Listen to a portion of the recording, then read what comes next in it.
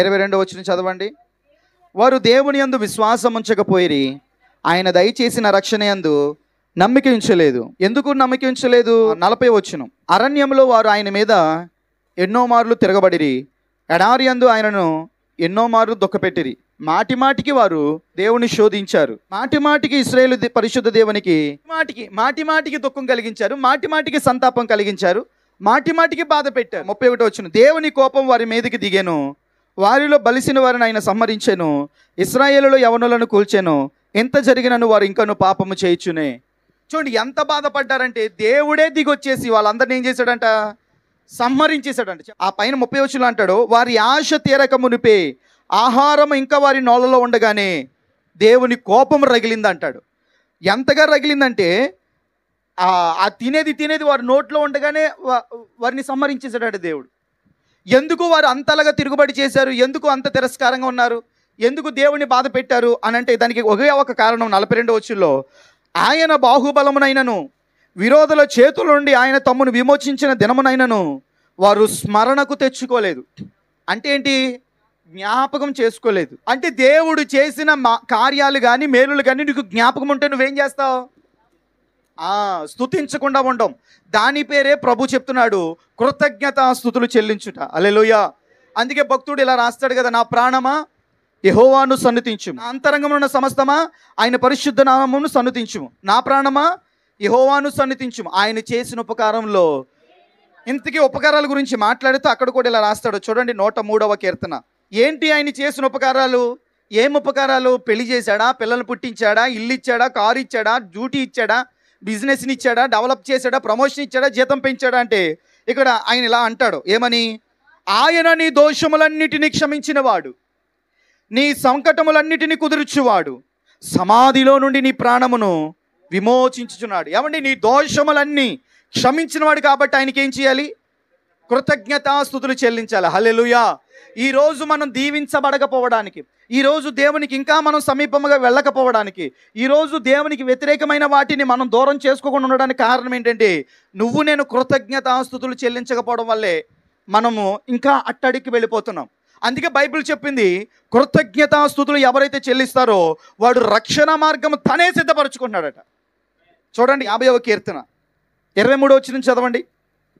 స్తుతియాగం అర్పించువాడు నన్ను మహిమపరచుచున్నాడు, నేను వానికి దేవుని రక్షణ కనుపరుచున్నట్లు వాడు మార్గమును సిద్ధపరచుకుంటున్నాడు. అంటే స్తుతి ఒక యాగముగా చేసిన వాడు దేవుని రక్షణ కలగజేయడానికి వాడే మార్గమును సిద్ధపరచుకుంటున్నాడండి. ఇప్పుడు ఎవరైనా ఇలా వెళ్తున్నారండి, ఇలా వెళ్తున్నప్పుడు నువ్వు కుర్చీలోంచి లెగిసి అని ఇలా జరిగితే ఏం చేసినట్టు? వారికి ఆహ్వానం ఇచ్చినట్టు, కూర్చోండి అని చెప్పినట్టు. ఆయన వెళ్ళిపోతున్నావు, నువ్వు కూర్చున్నావు అనుకోండి, నీ దగ్గర నుండి వెళ్ళిపోతాడు ఆయన. ఇప్పుడు యేసు ప్రభు ప్రతిరోజు ప్రతి ఒక్క హృదయాన్ని తడుతూనే ఉన్నాడు, ప్రతిరోజు ప్రతి ఒక్కరిని దర్శిస్తూనే ఉన్నాడు. నువ్వు లేచి ఆయనకి సీట్ ఇవ్వాలి.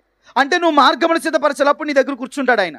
చూస్తాడు, నన్ను ఆహ్వానిస్తాడా ఆహ్వానించడా. కొంతమంది ఇలా పరీక్షిస్తారు, ప్రైజాడు చెప్తాడా చెప్పడా, గుడ్ మార్నింగ్ చెప్తాడా చెప్పడా, నాతో మాట్లాడతాడా మాట్లాడ్డా, అవతలోడు మాట్లాడా, ఆడే మాట్లాడలేనప్పుడు నేను ఎందుకు మాట్లాడతాను? ఇలాంటి పరీక్ష, ఇలాంటి శోధించే మనసు నీకే ఉంటే నిన్ను పుట్టించిన వాడికి ఉండదంటారా చెప్పండి? నిన్ను సృష్టించిన వాడికి ఉండదా చెప్పండి? నిన్ను కూడా శోధిస్తాడో, నిన్ను కూడా పరీక్షిస్తున్నాడో. నువ్వు నన్ను ఆహ్వానిస్తున్నావా? ఆహ్వానించడం లేదా? నీ దగ్గర డబ్బులుంటే దేవుడికి ఆహ్వానం ఉండదు, నీ దగ్గర డబ్బులు లేకపోతే ప్రార్థనే అడగడమే, కానీ ఆయనకి మాత్రం ఎట్టి పరిస్థితుల్లోనూ ఆహ్వానం ఉండట్లేదు. ఎప్పుడో బాప్తిసం తీసుకున్న తొలి దినాల్లో చెప్పు, యేసుప్రభా నా హృదయంలోనికి రండి అని. ఇంకంతే, అప్పటి నుంచి నువ్వు యేసుప్రభా నా హృదయంలోనికి అడగడం మానేసి, ప్రభా అప్పులు తీర్చవా, ప్రభా బాధలు తీర్చవా, ప్రభా జ్వరం విడిపించవా, ప్రభా తలపోటు నుంచి విడిపించవా, ప్రభా కాళ్ళ నొప్పుల నుంచి విడిపించవా, ప్రభా ఇంట్లో సమస్యల నుంచి విడిపించవా, బియ్యం లేవయ్యా, గ్యాస్ లేదయ్యా, ఇంట్లో వస్తువులు లేవయ్యా, నిత్యావసర వస్తువులు లేవయ్యా, ఉద్యోగం లేదయ్యా, శాలరీ రావట్లేదయ్యా, ఇంక్రీజ్ అవ్వట్లేదయ్యా. ఇంకా ఏకదాటిగా జీవితం అంతా ఏం చేస్తూ ఉంటాం? అడుగుతూనే ఉంటాం. బైబిల్ ఏం చెప్తుందంటే నువ్వు అడిగితే అది పొందుకోవో డౌటే, కానీ పొందుకుంటే కొంతే పొందుకుంటావు.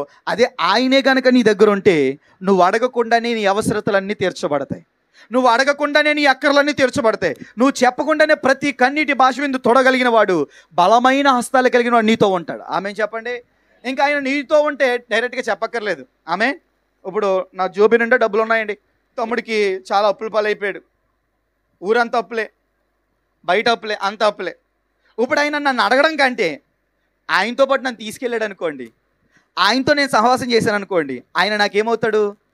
ఇష్టమవుతాడు, ఇష్టడైపోతాడు. ఎప్పుడైతే ఇష్టమయ్యాడో మేమిద్దరం కలిసి వెళ్తున్నప్పుడు ఖచ్చితంగా ఎవడో కూడా వస్తాడా రాడా?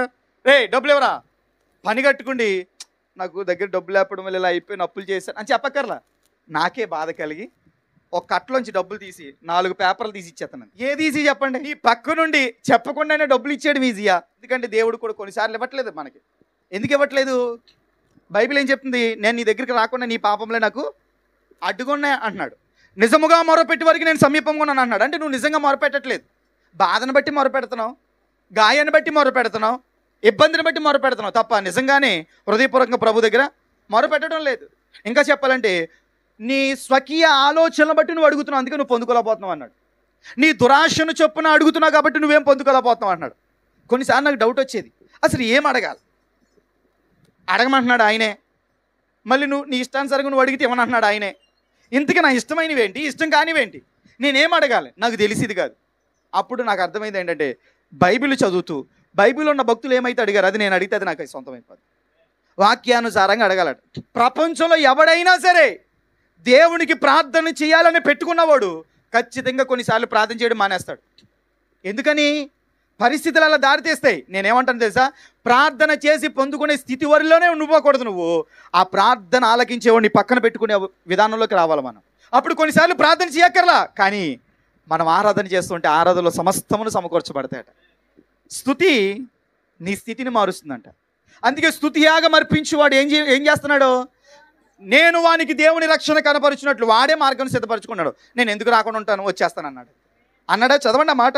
స్తుతి యాగం అర్పించేవాడు నన్ను మహిమపరుచున్నాడు, నేను వానికి దేవుని రక్షణ కనపరిచినట్లు వాడు మార్గమును సిద్ధపరచుకో.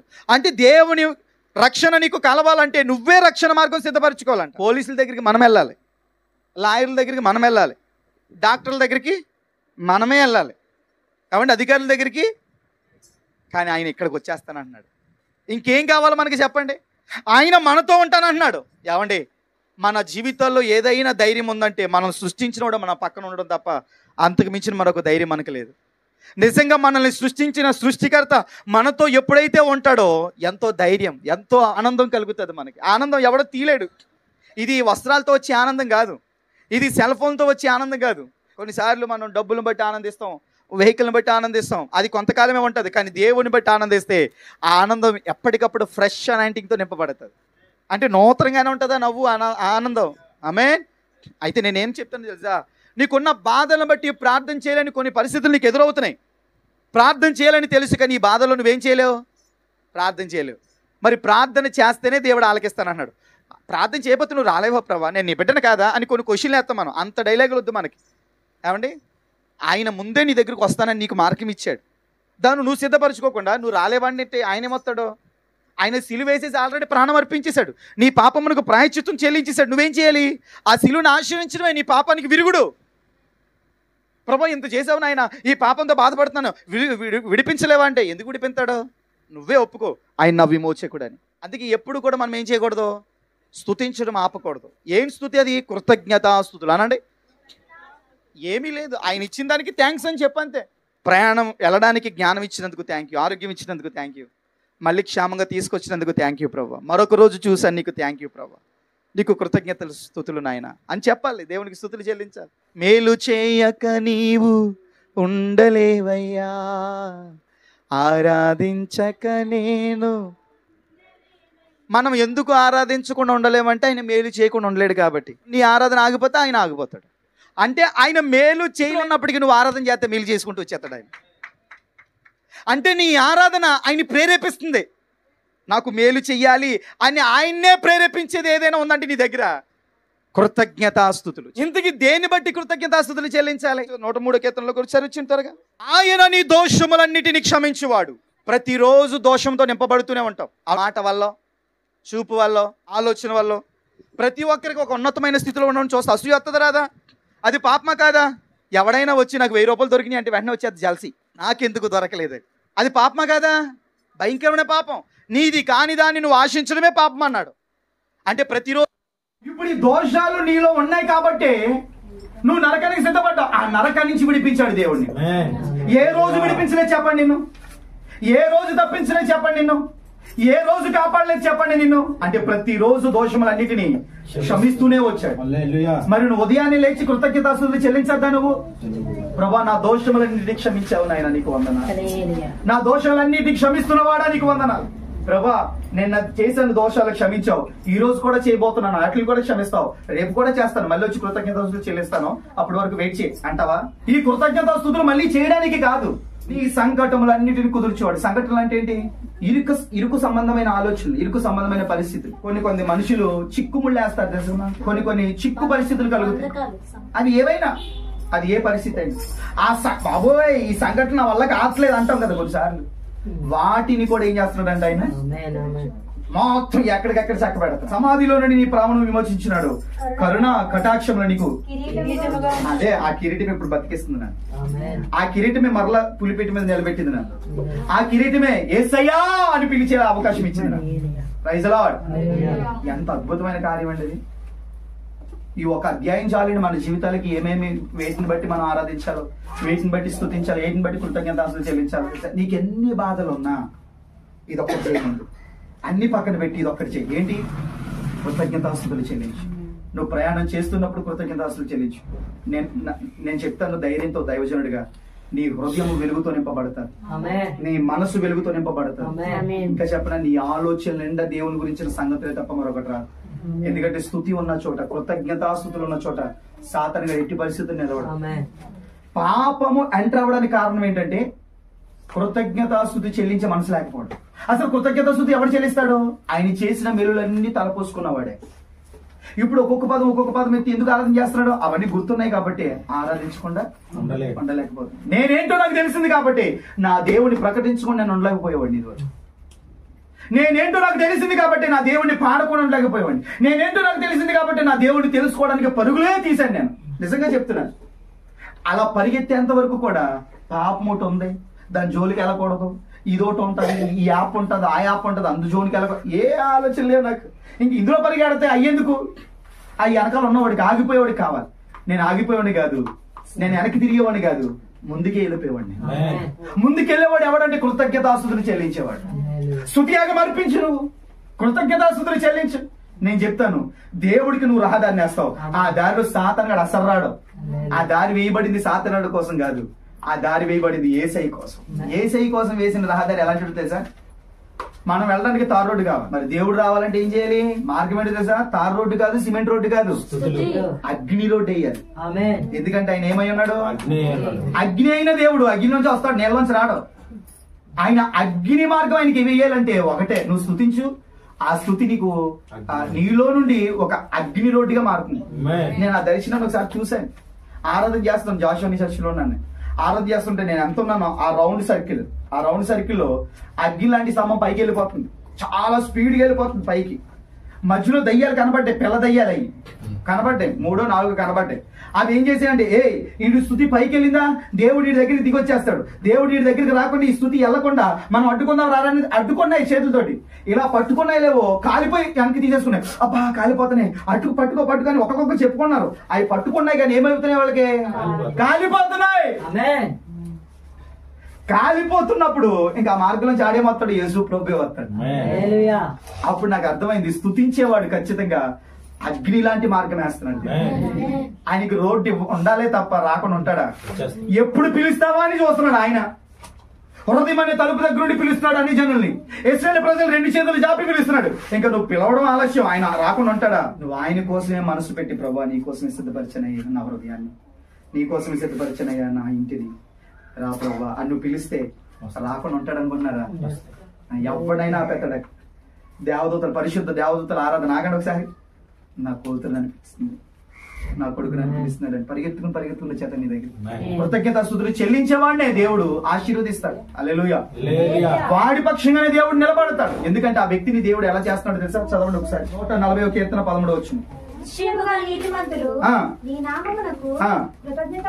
అంటే కృతజ్ఞతాస్తుతులు చెల్లించేవాడు ఎవరు? అదేంటండి? విశ్వాసం వల్ల కదా నీతిమంతుడు అవుతాడు. విశ్వాసం వల్ల నీతి కలుగుతుంది. ఆ నీతి స్థిరంగా ఉండేది కృతజ్ఞతాస్తుతుల వల్ల. ఆమె చెప్తారా? అంటే కృతజ్ఞతాస్తుతులు ఎవరు చెల్లిస్తాడంటే విశ్వసించిన వాడే. విశ్వాసం వచ్చిన వాడు కృతజ్ఞతాస్తుతులు చెల్లించకుండా ఉండడు. ఏమన్నాడు? నా యందు విశ్వాసం ఉంచేవాడు చనిపోడు, చనిపోయినా తిరిగి లేస్తాడు అన్నాడు. అదే పదం ఇంకొక దానికి యాడ్ చేశాడు. ఏంటి తెలుసా? మృతులు నిన్ను ఎలాగను స్తుతిస్తారు? సమాధులు నీకు స్తుతి కలిగిస్తాయా? నిన్ను ప్రకటిస్తాయా? సజీవులు సజీవులే కదా. అంటే విశ్వాసం అంటే కృతజ్ఞతాస్తుతులు చెల్లించేవాడు. కృతజ్ఞతాస్తుతులు చెల్లించేవాడు ఎవడంటే విశ్వాసి. వీళ్ళిద్దరిని నీతిమంతులకి నడిపిస్తుంది. ఎంత కన్నీరైనా రాని నువ్వేం చేయాలి తెలుసా? నిన్ను బాధ పెట్టేవాడు ఉన్నా, ప్రభా ఈ బాధ పెట్టేవాడు నాకు ఇచ్చినందుకు నీకు వందనాలు చెప్పాలి. సాతాను గడికి ఆ గోప ఈ గోప వాసిపోవాలంతే. నువ్వు స్తుతులు చెల్లించావా అడిగి వాసిపోయినట్టే. ఎవడైనా ఎప్పుడైనా నీ దగ్గర రూపాయి కూడా లేదనుకో టీ తాగడానికి, ప్రభా ఇలాంటి పరిస్థితి ఇచ్చినందుకు నీకు వందనాలు ప్రభా అని చెప్పాలి. హల్లెలూయా. ఏం చెప్పాలి? యెహోవా ఇచ్చాను సమస్త మహిమ ఘనత ప్రభావములు ఆయనకే కలుగుతాయి. నీ పరిస్థితిని బట్టి దేవుడు తక్కువ అవడో. నీ పరిస్థితిని బట్టి ఎప్పుడు దేవుడిని తక్కువ చేయకు. నీ ఆలోచనలు బట్టి నీ పరిస్థితిని బట్టి దేవుడిని అనేక విధాలుగా ఆలోచించేకు. ఆయన ఎప్పుడు సజీవుడే, ఆయన ఎప్పుడు సర్వశక్తిమంతుడే, ఆయన ఎప్పుడు బలాఢ్యుడే, ఆయన ఎప్పుడు అసాధ్యమైన కార్యాన్ని సాధ్యపరిచేవాడే. కానీ నీ మైండ్ని బట్టి తక్కువ చేయకు. ఎప్పుడైనా సరే ఆయన ఉన్నతంగానే చూడాలి మనం. ఆమె చెప్పండి. కృతజ్ఞతాస్తుతులు చెల్లించేవాడు ఎవరు? నీతిమంతుడు. చెప్పండి ఎవరు? నువ్వు నీతిమంతుడు అవ్వాలంటే ఏం చేయాలి? చూడండి ఇంకో మాట, 145వ కీర్తన 10వ వచనం చదవండి.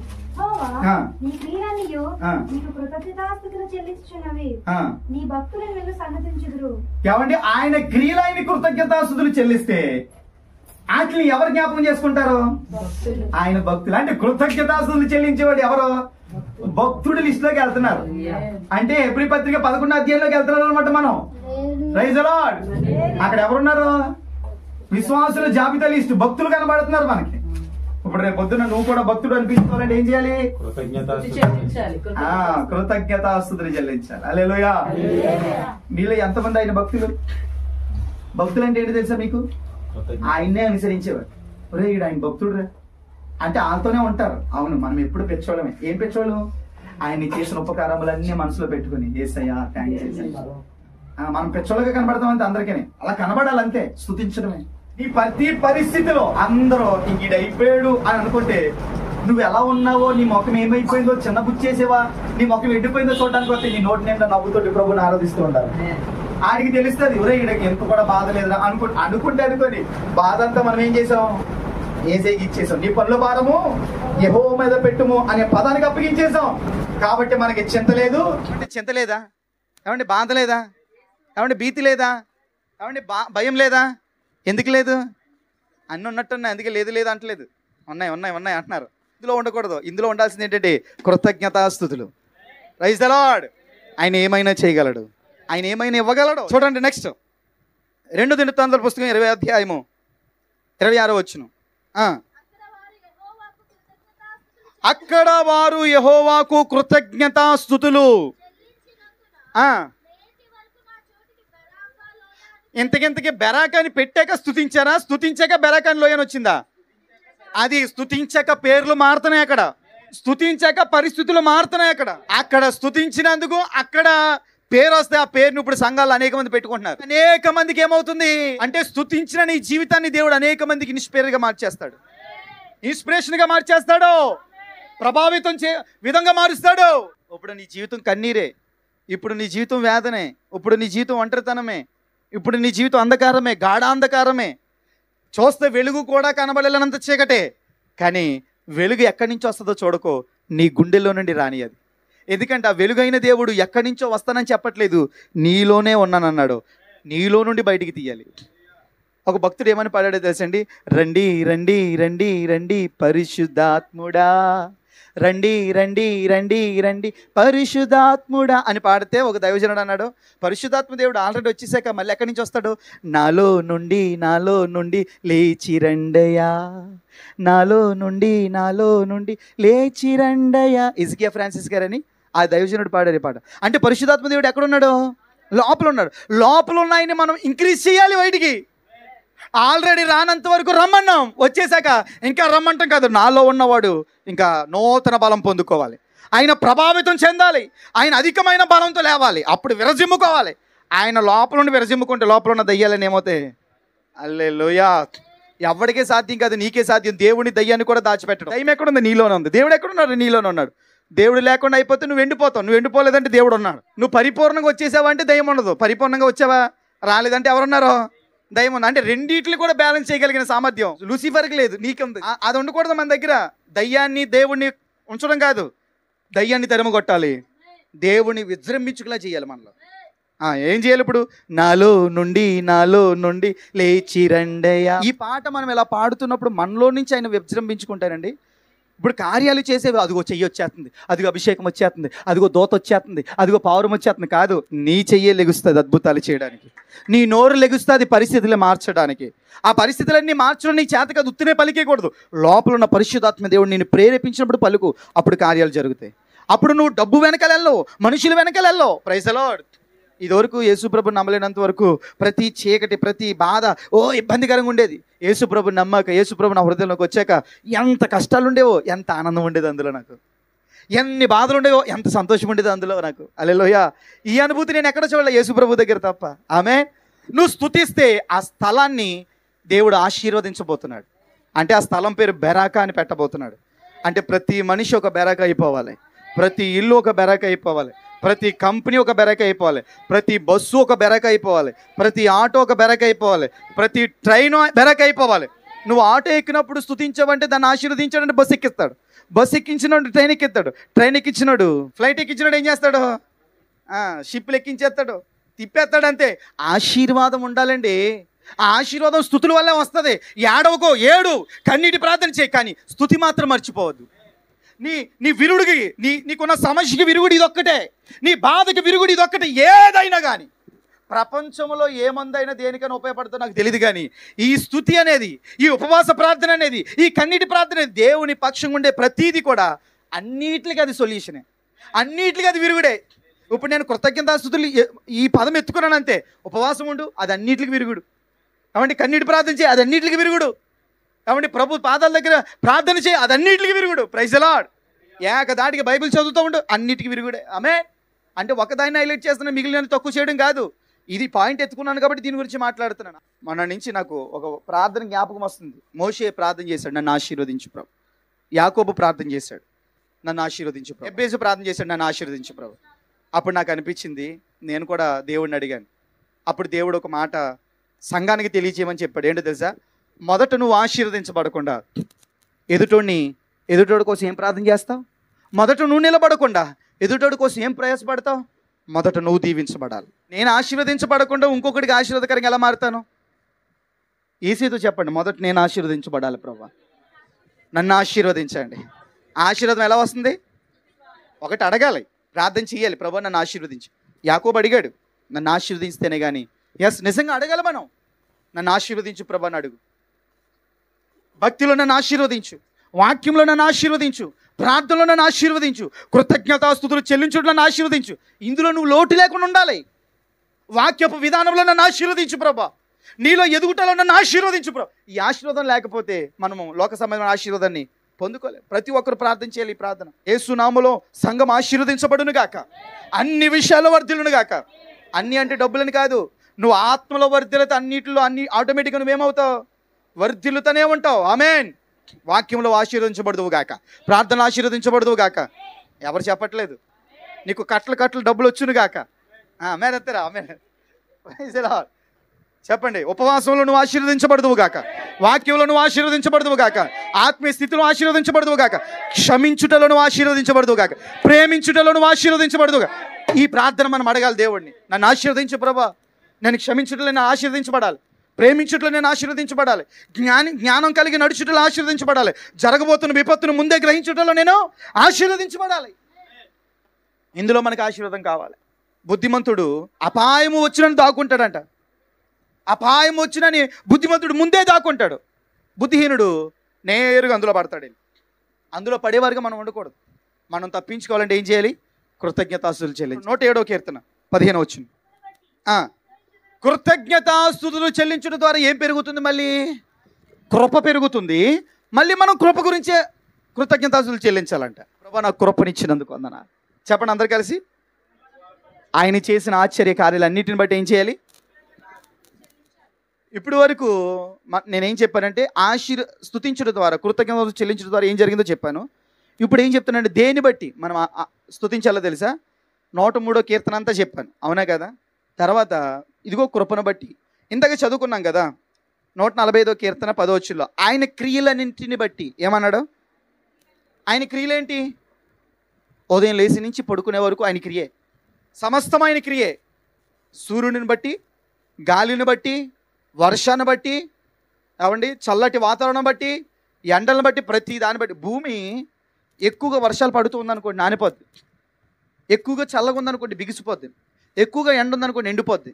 అంటే భూమిని కాపాడడానికి దేవుడు ఆయా కాలాలను ఇచ్చాడు మనకి. నిజంగా ఒకసారి చూడండి దేవుని కార్యాలని. మన ఊహకు మించి కార్యాల వల్ల మనం బతుకుతున్నాం ఇప్పటి వరకు. డాక్టర్ దగ్గరికి వెళ్తే చెప్తాడు సైంటిఫిక్గా ఏమని, లోపల నరాలు అసలు ఎలా పనిచేస్తున్నాయి, రక్తనాళాలు ఎన్ని పని చేస్తున్నాయి, ఏమంటే కనుపొరల్లో ఎన్ని నరాలు ఉన్నాయి, అవి ఎలా పనిచేస్తున్నాయి, ఎన్ని శబ్దాలు వినగలుగుతున్నాం, అవి ఎలా పనిచేస్తాయి. ఎంత ఆశ్చర్యం అండి మానవుని యొక్క జీవితము, మానవుని యొక్క తయారు చేసిన విధానము. వాటన్నిటిని బట్టి ఏం చేయాలి దేవునికి? ఒకటి, ఆయన క్రియలను బట్టి కృతజ్ఞతలు చెల్లించాలి. 2, కృపను బట్టి కృతజ్ఞతాస్తుతులు చెల్లించాలి. తర్వాత ఏమన్నాడంటే 109వ కీర్తన 30, ఎలా స్తుతించాలి? నోటితో స్తుతించాలి. సిస్టంలో పాటలు పెట్టేసి పాటలు పాడుతుండి ఓ నువ్వు ఫీల్ అయిపోయి పని అవ్వదు, నీ నోరు స్తుతించాలి. 7వ కీర్తన 17వ వచనం, యెహోవా న్యాయము విధించువాడని. అదిగో ఎందుకు కృతజ్ఞతాస్తుతులు చెల్లించాలి? న్యాయము విధించువాడని. అంటే తప్పక ఆయన ఏం చేస్తాడో, ఎవరికి ఎలా చేయాలో అలా చేస్తాడు. 44వ కీర్తన 8వ వచనం, ఆయన నామమే మనకి ఇచ్చినందుకు కృతజ్ఞతలు చెల్లించాలట. ఎప్పుడైనా ప్రభా నీ నామం నాకు ఇచ్చినందుకు వందనాలని చెప్పావా? కానీ నామమును బట్టి కృతజ్ఞతలు చెల్లించాలంట. 54వ కీర్తన 6వ వచనం, అదిగో మళ్ళీ అక్కడ నీ నామం మొత్తము. నేను దేనికి మనం పనిగట్టుకుండి ప్రభా నీ నామము నాకు ఇచ్చినందుకు వందనాలని చెప్పామా? యేసయ్యా నీ నామము నాకు ఇచ్చినందుకు వందనాలని చెప్పామా? ఒకసారి మీకు మెసేజ్ చెప్పాను, మర్మము అనే మెసేజ్. ఆ మర్మం గురించి తెలుసుకోవడానికి చాలామంది భక్తులు ప్రయత్నం చేశారు, కానీ ఎవరికి అర్థం కాలేదట. ఎందుకు ఆ మర్మం ఏంటి? యేసు అనే పేరే, ఆ పేరును బట్టి కృతజ్ఞతలు చెల్లించారు. ఇప్పుడు ఇక్కడ ఏం చేస్తున్నాడో, నామమును బట్టి 105వ కీర్తన 1వ వచనం,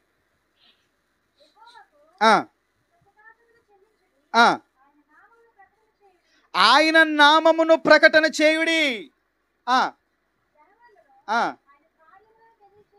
చూడండి, ఆయన నామమును ప్రకటన చేయుడి.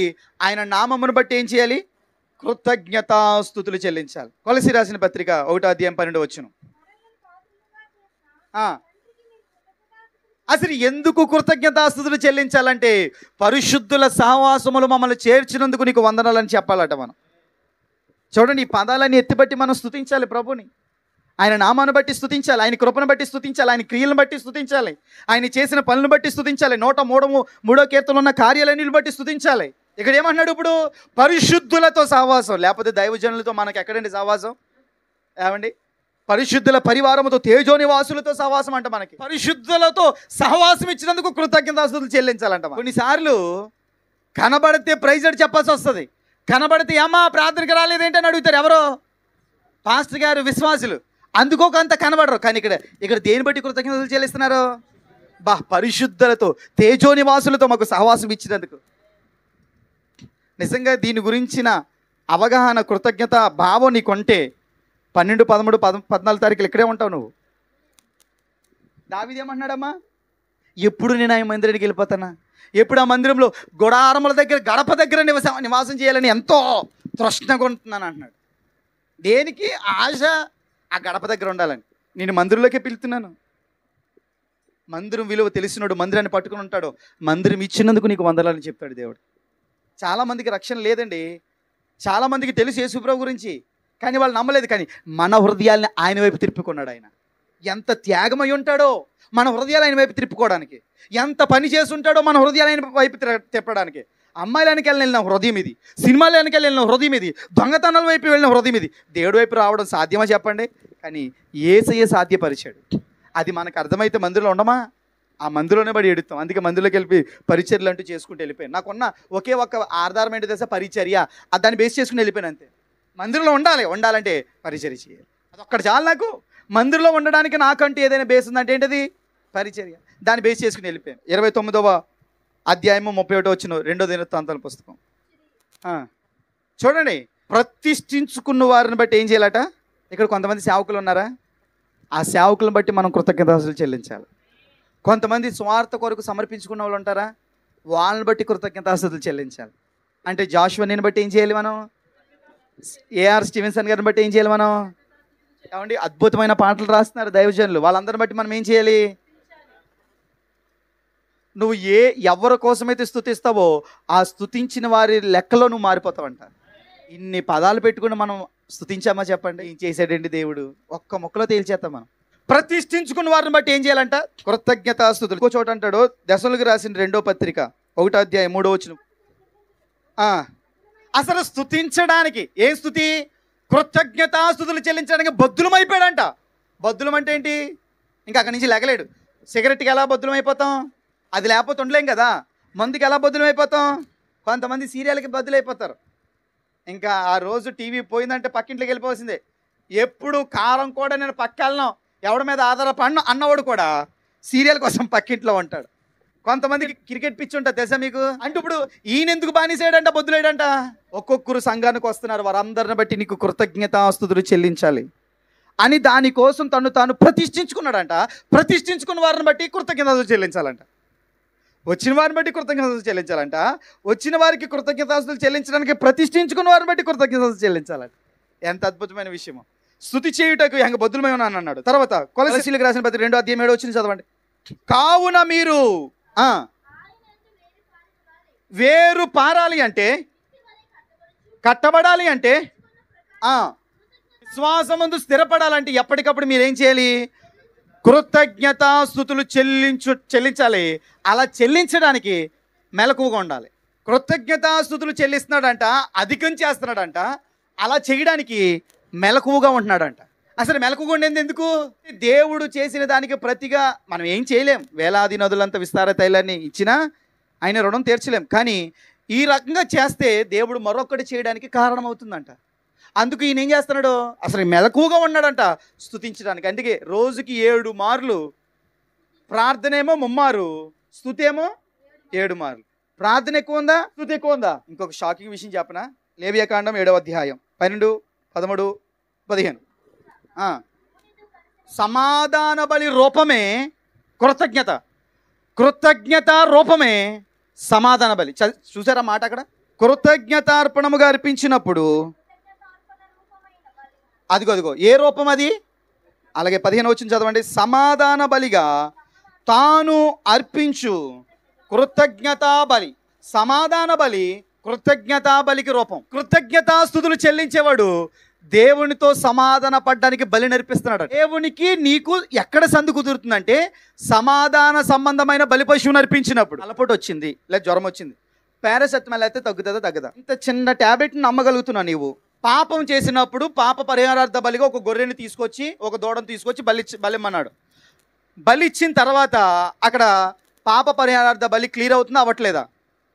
చెప్పండి, పాపం పోతుందా పోదా? నువ్వు అది నమ్ముతున్నావా? నమ్ముతున్నావా? పాప పరిహారార్థ బలిగా బలి పశువుని అర్పించినప్పుడు ఆ పాపం పోతుందని నువ్వు నమ్మితే దేవునితో సమాధాన పడ్డానికి సమాధాన బలి పశువుని అర్పించాలి.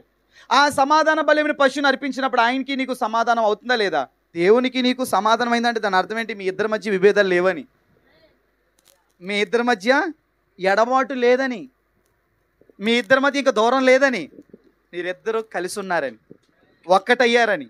సమాధాన పడుతున్నామండి అని మనుషులతో అంటారు, అవునా కదా? సమాధాన పడుతున్నానని మాట ఏంటి? ఒకటి మన మనసును సిద్ధపరచుకుని ఇతనితో నేను మాట్లాడాలనుకుంటున్నాను అన్నప్పుడు అవతల వ్యక్తితో ఉన్న కోపం ఏం చేయాలి? ఆ వ్యక్తి క్షమించమని అడగాలి. దాన్ని ఏమంటారు? పరిహార బలి. పాప పరిహారార్థ బలి అర్పించినప్పుడు అంగీకరించబడతాం. కానీ ఇప్పుడు ఇక్కడ పాప పరిహారార్థ బలిగా యేసు ప్రభు సమర్పించేశాడు. కానీ ఇప్పుడు సమాధానార్థమైన బలి మనమే సమర్పించాలి. ఆ బలి మరి ఏదో కాదు, కృతజ్ఞతాస్తుతులు చెల్లించడమే సమాధాన బలి. కూర్చోమ్మా. Praise the Lord. ఇప్పుడు దేవునికి మనం షేక్ హ్యాండ్ ఇచ్చాం, ప్రభా నీతో సమాధాన పడాలనుకుంటున్నానని. ఇప్పుడు ఆయన అడుగుతుందేంటి? బలి కావాలా ఆయనకి? అవునా కదా చెప్పండి. ఎప్పుడు? ఇదివరకు. కానీ ఇప్పుడు బలులు అర్పణలు నేను కోరలేదు, కానీ ఏం కోరుతున్నాడంట? విరిగి నలిగిన హృదయాన్ని నేను కోరుతున్నా. విరిగి నలిగిన హృదయం అంటే ఏంటో తెలుసా? దేవుడు చేసిన మేలు ఎప్పుడైతే తలపోసుకుంటామో మళ్ళీ మనం కాదనుకుంటాం, దేవుడినే మనం కనబరుచుకుంటాం, ఆయనతో సమాధాన పడడానికి స్తుతిస్తాం. స్తుతించుట ద్వారా ఆయన మనం ఒక్కటవుతున్నాం. Praise the lord. అసలు దేవునికి నీకు మధ్య సంబంధం కలిగించేది ఏదీ లేదు. ఒకటే సమాధానార్థమైన బలి పశువుగా నువ్వు ఎప్పుడైతే బలి నర్పిస్తావో ఒక పశువుని, అప్పుడు ఆయనకి నీకు సంధి కుదురుతుంది. అంటే సంధి ఎలా కలిగింది? ఒకటి సిలువ అయితే కారణం, దాన్ని మనం ఒప్పుకుంటా అయితే రెండో కారణం అయితే ఆయన చేసిన మేలులను తలపోసుకుని మనం కృతజ్ఞతాస్తుతులు ఎప్పుడైతే చెల్లిస్తున్నామో అక్కడ దేవునికి మనకు ఒక సమాధాన సంబంధం కలుగుతుంది. సమాధాన సంబంధం కలుగుతున్నప్పుడు సాతాను కూడా వచ్చి అంటాడు, రే యేసు ప్రభు నీలో ఉన్న పాపాన్ని చూశాడు రా, నీలో ఉన్న పాపము అంత ఇదిగా ఉంటే పరిశుద్ధుడైన యేసు నీతో ఉంటాడంటావా? ఇదిగో ఎప్పుడైతే కృతజ్ఞతాస్తుతులు చెల్లించానో, నాలో పాపం ఉన్నది నిజమే, నేను అపవిత్రుడు అనేది నిజమే, నేను శాపగ్రస్తుడిని, నేను చావవలసిన వాడిని, కానీ ఆయన జీవం నాలోనికి వచ్చింది, ఆయన అభిషేకం నాలోకి వచ్చింది. కృతజ్ఞతాస్తుతులు చెల్లించడం ద్వారా ఆయన నాలో ఇంకా అధికమైపోయాడు, ఆయన నాలోనే ఉన్నాడు, నువ్వు ఎవడరపో అంటమంతే. సమాధాన బలి ఏంటో తెలుసండి? కృతజ్ఞతలు చెల్లించడం. నువ్వు దేని నిర్లక్ష్య పెడుతున్నావు? దేవునితో సంబంధాన్ని. ఆ సంబంధం లేకుండా నాకు ఇచ్చే అంటే ఎలా అవుతుంది? అందుకే సువార్త కూడా మనకి చాలా అవసరం. కొన్నిసార్లు అన్యులు కాదు వినాల్సిన సువార్త, మనమే వినాలి. ఆ సువార్తలోని దేవుని ప్రేమ అంటే ఏంటో మనకి ఇంకా అధికం అవుతుంది. ఆవరణం, పరిశుద్ధ స్థలం, అతి పరిశుద్ధ స్థలం. అతి పరిశుద్ధ స్థలంలో ఏముంది? అతి పరిశుద్ధ స్థలంలోనికి వెళ్తే మనకు కృప దొరుకుతుంది. అతి పరిశుద్ధ స్థలంలోకి వెళ్తే ఆయన వర్తమానం దొరుకుతుంది.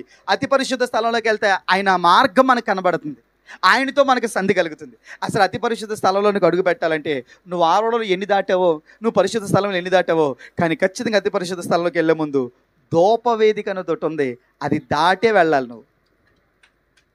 అక్కడే మనకి తేలిపోతుంది కృతజ్ఞతాస్తుతులు ఎంత చెల్లించడం ఎంత అవసరమో. అక్కడ ఎందుకు పెట్టాడు అంటే అది అవసరం. ఆవరణం దాటించావు ప్రభు, బలిపీఠం దగ్గర బలి పశువును అర్పించబడ్డావు ప్రభు.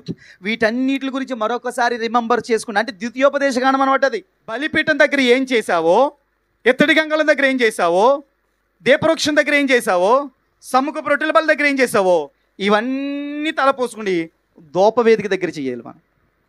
అప్పుడే నీకు ఎక్కడికి ప్రవేశం అంటే ప్రతిరోజు మనం ఏం చేయాలి? చిన్ననాటి నుండి మనల్ని తప్పించిన ప్రతి ప్రమాదాలను బట్టి, మనం ఎదుర్కొన్న ప్రతి సమస్యలన్నిటిని బట్టి మనం ఏం చేయాలి? హల్లెలూయా చెప్పండి.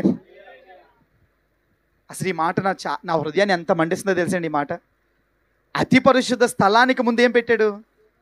అసలు పెద్ద ఇంపార్టెంట్ కాదు, వాక్యం ఇంపార్టెంట్, పరిశుద్ధాత్మ ఇంపార్టెంట్, కానీ వీటి తర్వాత కూడా ఏం పెట్టాడు అంటే దేవుడికి కావాల్సింది ఏంటి తెలుసా? నీకు వాక్యం ఇచ్చింది, నీకు పరిశుద్ధాత్మని ఇచ్చింది, నా రక్తం ఇచ్చింది, నేను బలిపశువుగా అర్పించబడిపోయింది, నువ్వు స్తుతిస్తావనే. స్తుతించు, అతి పరిశుద్ధ స్థలంలో అడుగుపెట్టు. యాక్చువల్గా ఇప్పుడు అతి పరిశుద్ధ స్థలానికి డివైడ్ లేదు, అన్నీ తీసేశాడు. కానీ ఆ నమూనా ఇప్పుడు రియల్గా జరగాలి. అది షాడో మాత్రమే, నిజ స్వరూపం ఇప్పుడు జరగాల్సిందే. అది క్రీస్తులో ఉంది మనకి. ఆమె చెప్తారా? ప్రతి ఒక్క హృదయము, ప్రతి ఒక్క నోరు ఏం చేయాలమ్మా? నీ పిల్లలకి కూడా స్తుతించడమే నేర్పించండి. స్తుతించడం అంటే ఎలాగా? నీ నోటితో, నువ్వు పాటలు పెట్టి కాదు, నీ నోటి స్పష్టంగా ఉంది కదా. మరొక మాట ఏమంటాడంటే కీర్తనలోనే, అంటే తీయద్దులే కానీ సమయం లేదు కాబట్టి రెఫరెన్స్ చెప్పేతను గుర్తుపెట్టుకోండి. 69వ కీర్తన 30 వచనంలో ఏమని ఉంటుందంటే పాటలతో స్తుతించాలి. ఎలా స్తుతించాలంటే పాటలు అన్నాడు అక్కడ స్పష్టంగా. ఎలాగా? తర్వాత 150వ కీర్తన చదువుకోండి. దేంతో స్తుతించాలి? తంబూరతో, తంతి వాద్యములతో. ఎన్ని రాస్తాడో లిస్టు. పాటలతో స్తుతించాలి. చెప్పండి అందరు కలిసి. ఎక్కడెక్కడ స్తుతించాలి? జనుల మధ్య స్తుతించాలి, జనాల్లో స్తుతించాలి, ప్రజల్లో స్తుతించాలి. అంటే ఎక్కడ? 3 విషయాలు గుర్తుపెట్టుకోండి. సంఘంలో స్తుతించాలి, 2 కుటుంబంలో స్తుతించాలి, 3 బంధువుల దగ్గర స్తుతించాలి, 4 ఆఫీసులో స్తుతించాలి, 5 అన్యజనులందరి మధ్య స్తుతించాలి. ఏ విధంగా స్తుతించాలి? మీటింగ్ పెట్టి స్తుతించు, కీబోర్డు ప్యాడ్ పెట్టి స్తుతించు, ఆర్కెస్ట్రా పెట్టి స్తుతించు. అన్ని విషయాలను బట్టి ఏం చేయాలి చెప్పండి? స్తుతించాలి. హల్లెలూయా. చెల్లిస్తావు తమ్ముడా? అందుకోసమే ప్రాణం పెట్టాడు. నువ్వు స్తుతిస్తే చాలు పరలోకం నీ ముందు ఉంటుంది. నువ్వు స్తుతిస్తే చాలు నీ చుట్టూ దేవదూతల సంరక్షణ ఉంటుంది. నువ్వు స్తుతించడానికే దేవుడు ప్రాణం పెట్టాడు. ఆమేన్, ఆమేన్. అలాంటి ఆరాధన, గంభీరమైన స్తుతులు మన ద్వారా దేవుడు జరిగించును గాక. కన్నీళ్ళు వచ్చినప్పుడు ఏం చేయాలమ్మా? ప్రార్థన చేయాలి. నేను చేయొద్దంటలేదు, కానీ దానికంటే ముందుగా ఏం చేయాలి? స్తుతించాలి. వేదన వచ్చినప్పుడు ఏం చేయాలి? స్తుతించాలి. కరువు వచ్చినప్పుడు ఏం చేయాలి? రూపాయి కూడా లేనప్పుడు ఏం చేయాలి? తెగులుతో నింపబడిపోయినప్పుడు ఏం చేయాలి? ప్రభుత్వాలు మనకు వ్యతిరేకమైనప్పుడు ఏం చేయాలి? ఆయన వాక్యాన్ని జరిగిస్తున్నందుకు స్తుతించాలి. ఆమేన్. అలా స్తుతించినప్పుడు మార్గాలు తెరవబడతాయి. ప్రతి విషయమును బట్టి ఆయనకి కృతజ్ఞతాస్తుతులు చెల్లించాలి. అలాంటి కృపలో దేవుడు మనందరినీ నడిపించును గాక. కళ్ళు మూసుకుందాం, ప్రార్థన చేసుకుందాం.